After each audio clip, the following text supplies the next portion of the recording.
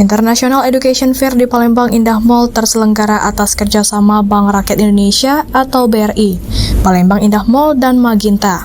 Sebanyak 40 lembaga pendidikan ikut serta dalam kegiatan 20 hingga 24 Agustus 2025. Mulai dari sekolah, lembaga vokasi, hingga perguruan tinggi dengan kurikulum bertaraf internasional. Melalui event ini, masyarakat Palembang dapat memperoleh informasi lengkap tentang studi lanjutan, baik di dalam negeri maupun luar negeri. Tak hanya itu, kegiatan ini juga menjadi ruang promosi bagi lembaga pendidikan untuk memperkenalkan program dan keunggulannya.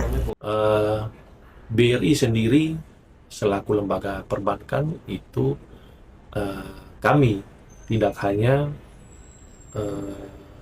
berfungsi sebagai lembaga intermediary dan delivery system saja, tapi kami ingin memperluas fungsi kami, memperluas penetrasi bisnis perbankan dalam ranah penyelenggaraan pendidikan juga.